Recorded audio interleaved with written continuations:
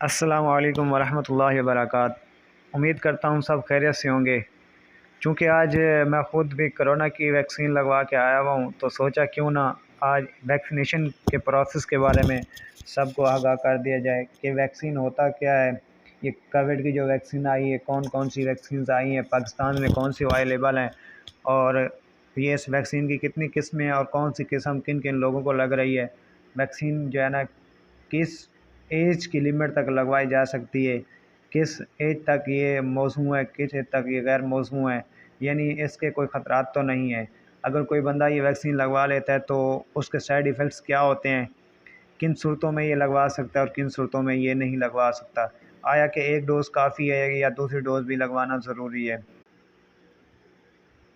1 डेढ़ साल हो गया है हमें इस कोविड-19 से गए बगाए फ़ाइट करते हुए। चूँकि जब एक वक़्त था कि जब हम वैक्सीन का तसव्वुर भी नहीं कर सकते थे, क्योंकि एक वैक्सीन को आते-आते वर्क करते तकरीबन 7 से 8 साल का वक़्फ़ा चाहिए होता है। लेकिन अल्लाह का शुक्र है कि 1 डेढ़ साल के अंदर मुल्क की बड़ी-बड़ी साइंटिस्ट ने, बड़े-बड़े लोगों ने इस पर मिल-जुल कर काम किया और हम सब कामयाब हो गए वैक्सीन बनाने के। तो फ़र्स्ट ऑफ़ ऑल तो ये देखें कि जो दुनिया के अंदर सबसे पहले वैक्सीन आई वो फाइज़र थी, मॉडर्ना थी और एस्ट्राज़ेनेका थी। तो क्योंकि जो फाइज़र और मॉडर्ना जो वैक्सीन आई हैं, क्योंकि इनके लिए अल्ट्रा कोल्ड टेम्परेचर चाहिए, बेशक हम इनको स्टोर करें या एक जगह से दूसरी जगह पहुँचाएँ। क्योंकि अगर देखा जाए पाकिस्तान के अंदर इस वक्त जो टेम्परेचर है वो बहुत ज़्यादा है, यानी पाकिस्तान का शुमार इस वक्त बहुत गर्म इलाकों में किया जाता है। तो इसी वजह से पाकिस्तान के अंदर फाइज़र और मॉडर्ना तो हैं अवेलेबल नहीं है, और ना ही किसी सूरत में ये यहाँ पर कामयाब होंगी। तो अब हमारे लिए वैक्सीन लगवाना भी ज़रूरी है, क्योंकि वैक्सीन हमें दूसरी किस्म के जो इन्फेक्शंस हैं उनसे बचाएगी, क्योंकि ये हमारे इम्यूनिटी को जाके स्ट्रांग करेगी। क्योंकि जब हमारी इम्यूनिटी स्ट्रांग होगी, क्योंकि हमारे इम्यून सिस्टम का काम ही यही है कि ये हमें वायरसेस, बैक्टीरिया वगैरह से प्रोटेक्ट करती है।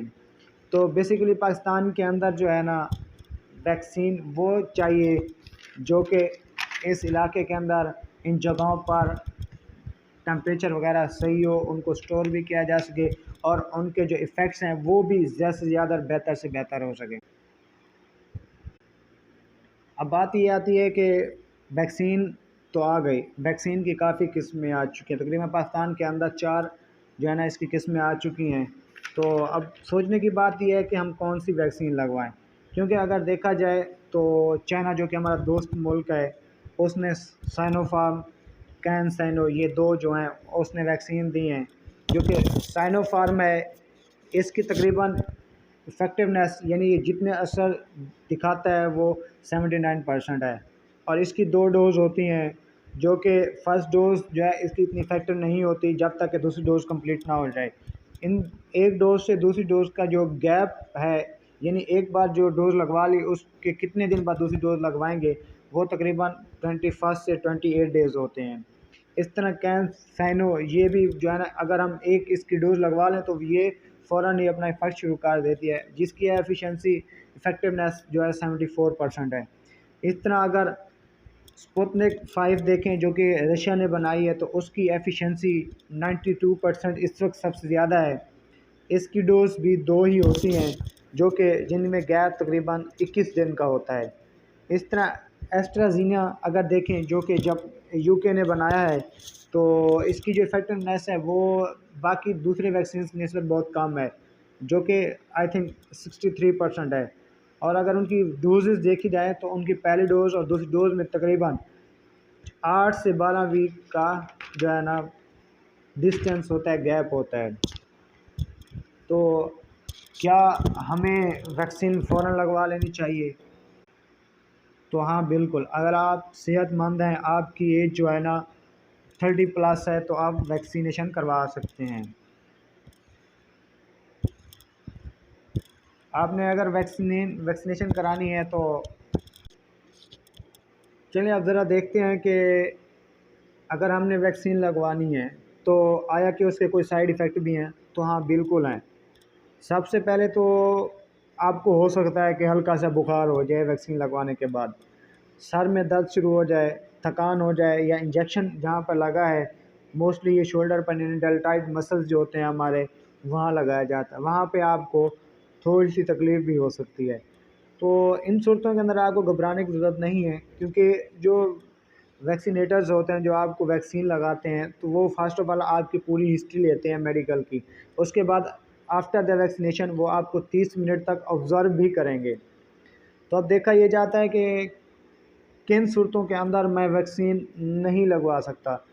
अगर किसी को किसी किस्म की एलर्जी है, फूड एलर्जी है, या किसी और पोलन एलर्जी है, किस चीज़ की कोई एलर्जी है, या किसी किस्म की डोज से या वैक्सीन से उसको रिएक्शन हो जाता है, या कोई ब्लीडिंग डिसऑर्डर है, यानी कि उसे खून की कोई बीमारी है, ब्लड प्रेशर है, या दिल का मरीज़ है, या उसे शुगर है, या फिर वो कैंसर का पेशेंट है, तो इन सूरत के अंदर उसे चाहिए कि वो वैक्सीनेशन ना लगवाए।